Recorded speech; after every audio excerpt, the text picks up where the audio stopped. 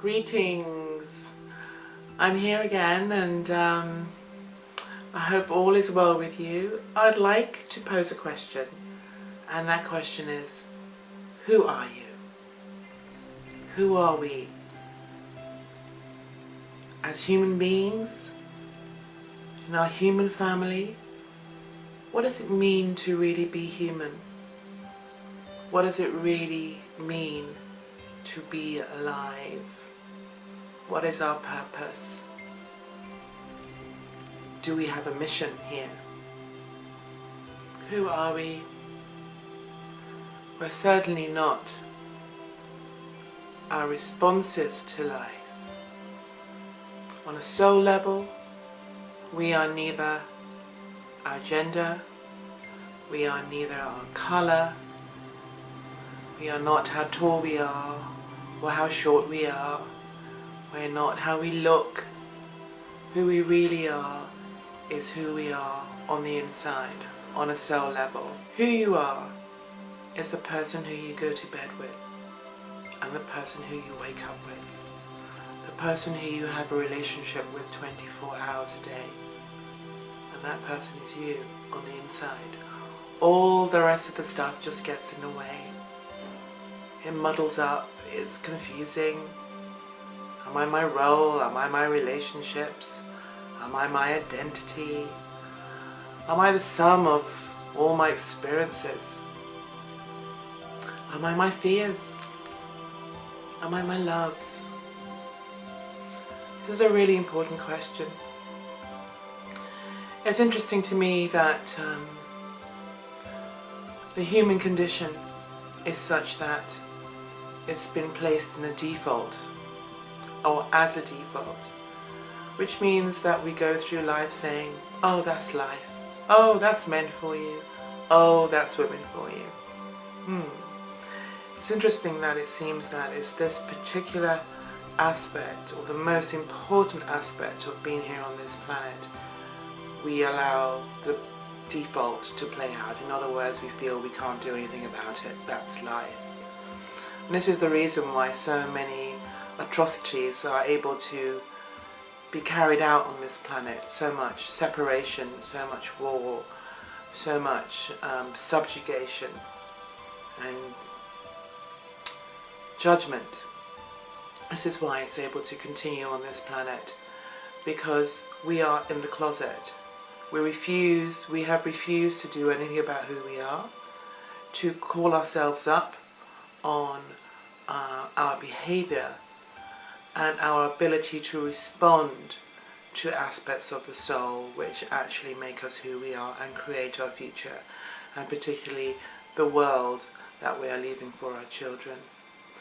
So therefore it's really important for us to examine who we really are from the inside out. And that means taking stock. It means taking a good look at aspects of ourselves that perhaps may be uncomfortable. But this is okay, because that part of us that we feel uncomfortable with, we live with on a daily basis anyway. Some people numb that part of them by drinking or smoking or drugs or sex or any kind of addiction, food even. Try and numb it down, but ultimately it's still there.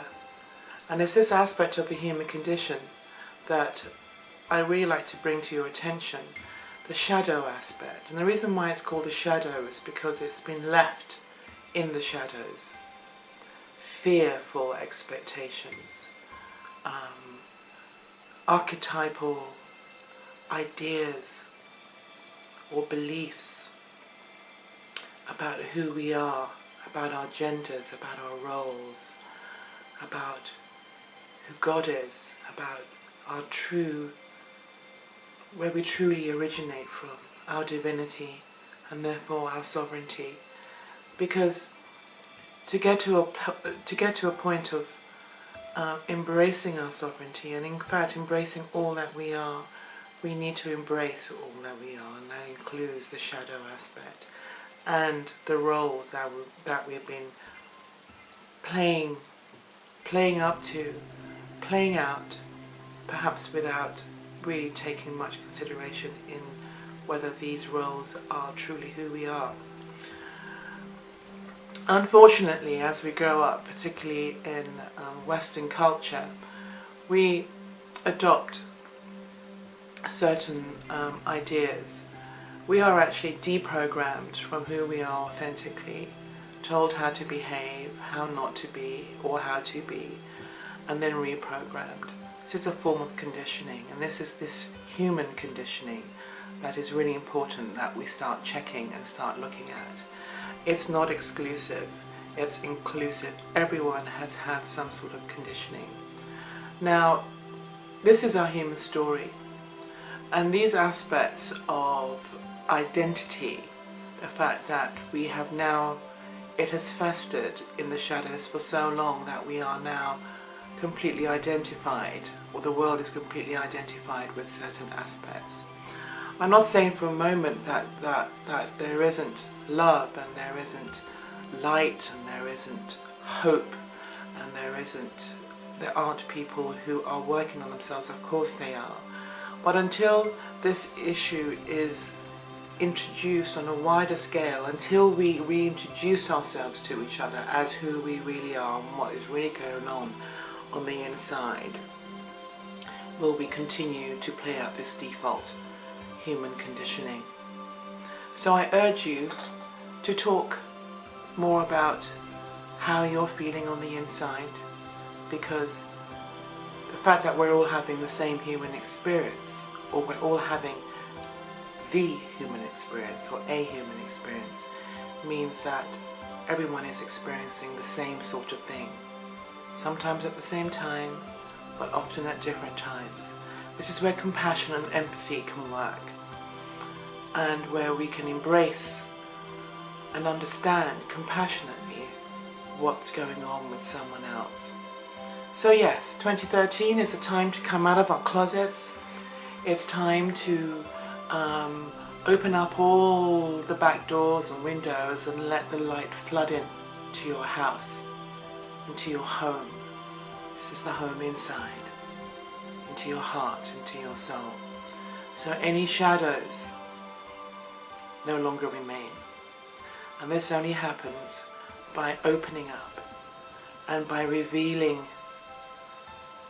the space that is within you, the capacity to love and to share and to expand. So I leave you with this,